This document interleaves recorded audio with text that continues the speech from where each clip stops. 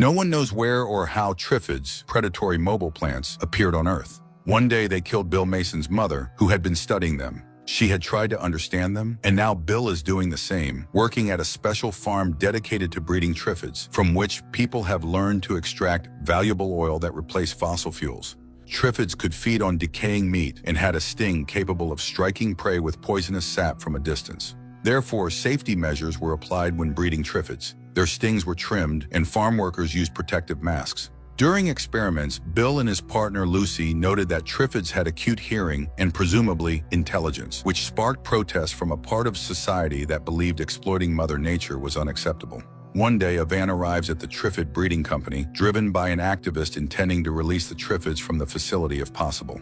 Security quickly spots him. Bill and Lucy also head to the nursery, where Lucy is caught by the fanatic.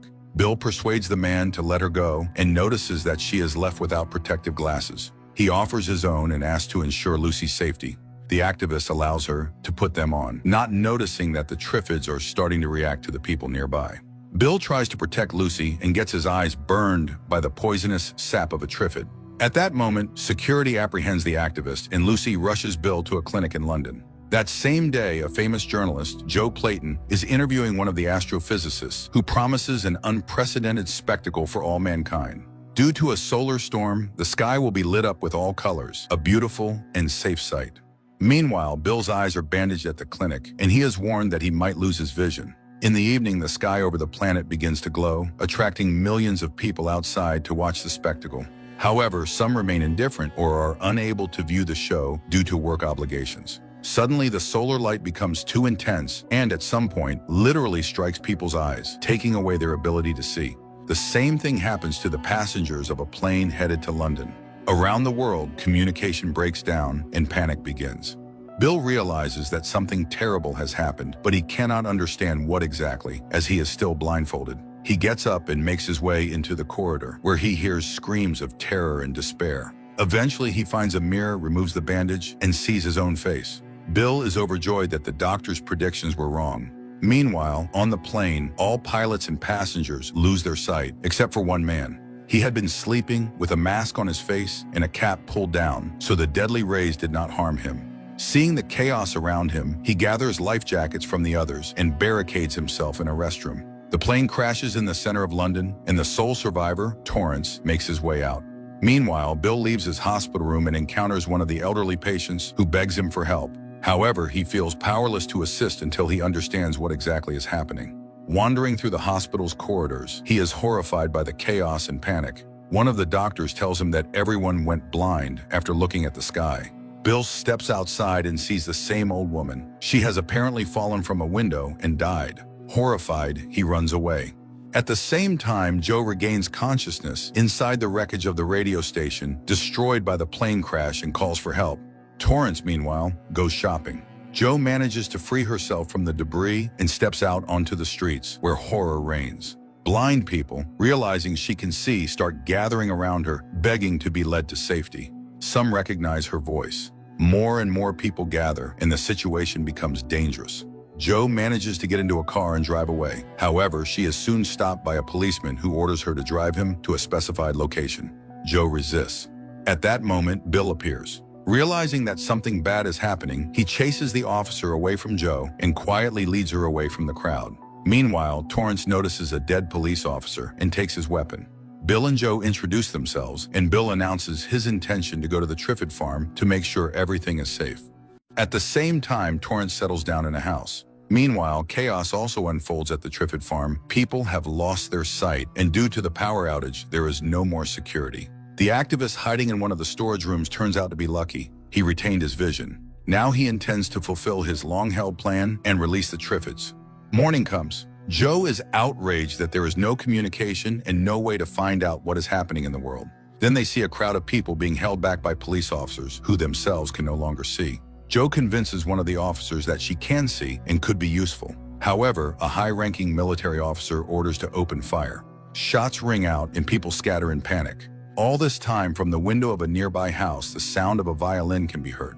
A blind violinist playing his final piece. Bill pulls Joe out of the crowd and they move away from the chaos, but then their attention is drawn to the violinist, who, standing on a balcony, climbs over the railing and falls down. This deeply shocks Joe, and she asks Bill to take her with him. They find a working car and drive away from the city center. Soon they reach the Trifid farm, and to their horror, they see numerous mutilated remains left by the plants. Bill explains that this was where the male Trifid plants were cultivated, whose purpose was to fertilize the female specimens. And the males are extremely aggressive. While searching the greenhouse, they find the body of the activist, the first victim of the Trifids he himself released. Then Bill finds Lucy's body and mourns her. Joe blames the scientists for creating such a danger, but Bill reminds her that Trifids had actually saved the planet from global warming. He suggests Joe get some rest while he gathers his notes and research results. She asks him to take her to her father's house afterward. Bill promises to do so and goes to his lab, where a photo of his mother and himself as a child stands on the table. He spent his whole life working with Trifids, trying to understand them, and recorded all the sounds they made onto a tape recorder. Hearing these sounds, Joe also comes into the lab, but Bill admits he doesn't know exactly what the Trifids are saying. He only knows that there were 500 Trifid farms in Britain alone and millions worldwide. They reproduce normally, which is why controlling the males was so important. Now, however, they are free. Soon the pair reaches Joe's father's house, but the old man does not respond to her calls. Joe runs toward the forest and sees Trifids dragging away her father's dead body. She tries to pull him back and shoots at one of the plants. It backs off for a moment, but Bill sees more moving bushes in the thicket and barely manages to pull the crying Joe away. On the way back, they stop on a bridge from which they can see for miles. Smashed cars and the bodies of the dead scattered along the road. They realize that the days of human civilization are over, and the days of the Trifids have begun. Soon, Joe and Bill arrive at the BBC building in London and go on air to warn about the terrible threat posed by the Trifids. Bill explains that these carnivorous plants are now free and will hunt people. Their stings are extremely long. Moreover, they make a distinctive ticking, rustling sound, which could help blind survivors detect and avoid them, because the Trifids will move into the cities where there is a lot of food, people. After the broadcast, they talk about their childhoods. Bill reveals that it was his father who discovered the mutations in the plants, and that his mother died in Zaire from a Trifid's sting. Meanwhile, Torrance, now dressed in an expensive suit, comes to a government building on Downing Street, where he is met by a blind secretary of the Prime Minister. The woman tries to stop him from entering, but Torrance simply pushes past her. In the morning, the woman again asks him to leave, but Torrance is listening to the message about the Trifids and instead asks her to make him some breakfast. Meanwhile, Bill and Joe, stepping out onto a balcony, notice a signal from the university tower, a message for sighted people, and hurry toward it. On their way, they spot a car from which Torrance had earlier taken weapons. Torrance invites them to join him as he plans to establish a new government, but Bill refuses. They drive on and soon reach the university, where a crowd of blind people is gathered, led by a sighted man named Coker, who demands that the surviving government employees take control of the situation and help the afflicted. Coker shames the authorities, warning that when the blindness passes, people will remember their inaction. However, the military accept only Joe and Bill, while Coker leads his group away. Inside the building, a woman in charge explains that there are very few sighted people left and ignores Bill's warnings about the Trifid threat. She is unaware that the Trifids have already escaped from the farms and does not understand the danger. Meanwhile, Coker joins another group of sighted survivors, and later Torrance arrives there as well. Bill realizes that the leadership has no intention of fighting the Trifids. Instead, they hope to find a safe place and wait out the apocalypse. They are not planning to help or feed the blind. Their priority is the survival of humanity itself. Joe realizes that the program they propose does not suit her. She catches up with Bill, who is loading a car with supplies to head to his father's house, hoping to find a way to fight the Trifids there. Joe intends to go with him, but Bill asks her to stay in safety. As he drives out of the garage, he is captured by Coker's men, who had organized an assault on the university to seize supplies and weapons. Later, the sighted are informed that each of them will be assigned a blind person to care for until vision is restored. Bill is assigned a mechanic who hopes this ordeal will end soon. Meanwhile, Joe recognizes Torrance among the raiders. He confesses that Coker's ideas are closer to his heart. The people are loaded into vehicles and taken to a shelter organized by Coker. Bill approves of the commander's efforts to save everyone, but he dislikes his careless attitude toward the Trifid threat. Along the way, the group stops near a bar where the owner tries to shoot at them. However, they inform him that this place will now serve as one of their bases. Torrance delivers Joe an invitation from Coker for a private conversation, having recognized her as a famous journalist and hoping she will address the nation. But Joe, offended by their forceful methods, refuses.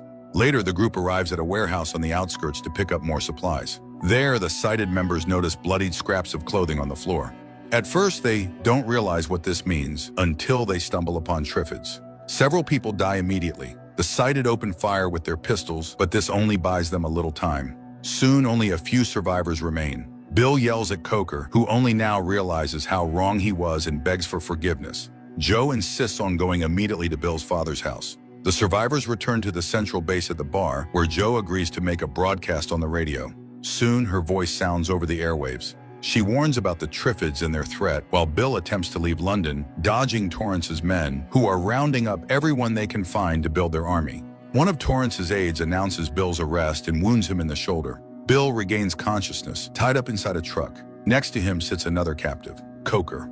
It turns out that Torrance had seized power and decided to get rid of both the former commander and the scientist by feeding them to the Triffids. Meanwhile, Joe is shown a luxurious room where she is now expected to live. Torrance announces that Bill and Coker died while trying to protect people from a Triffid attack. Joe cries.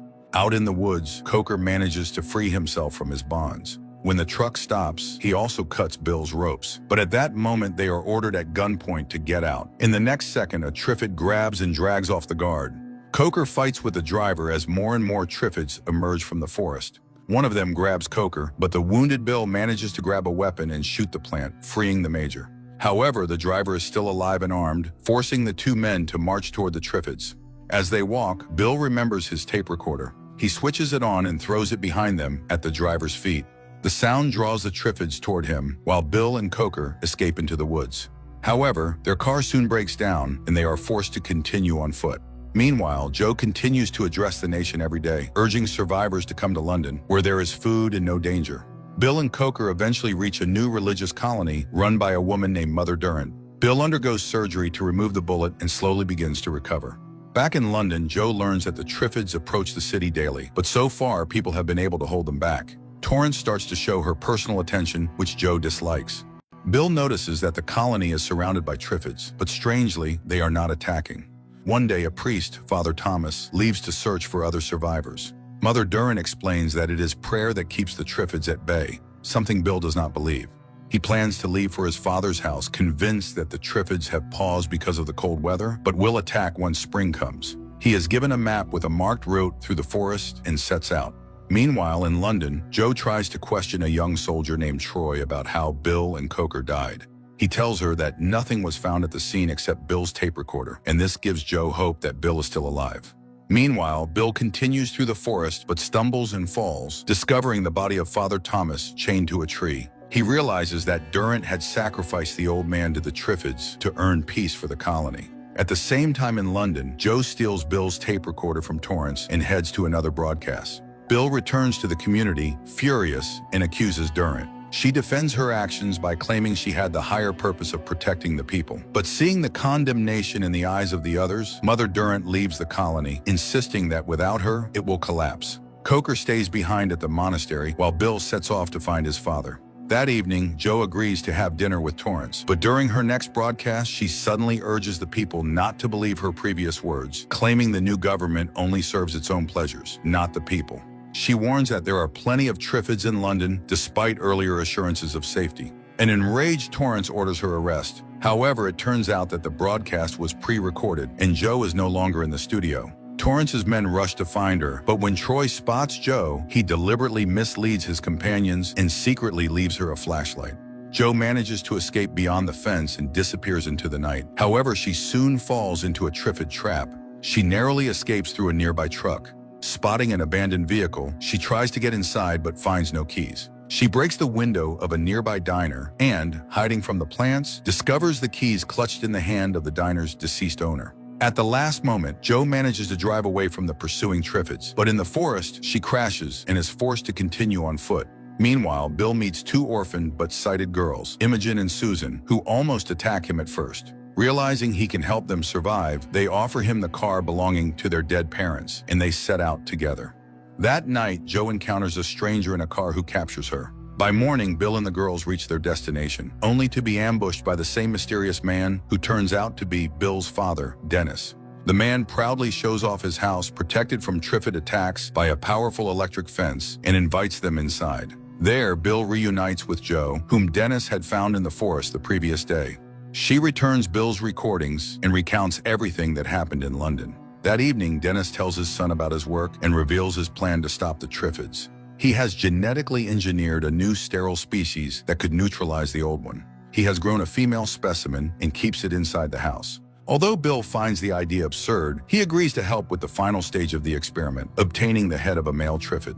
Bill takes his tape recorder, says goodbye to Joe, and heads out with a weapon to an abandoned Triffid plantation. He sets a trap by playing recorded Triffid sounds and discovers that Susan had snuck into his car to help him. As she tries to convince him that she can take care of herself, a Triffid grabs her. Bill manages to drive it away with a torch and successfully obtains the head needed for Dennis's experiment.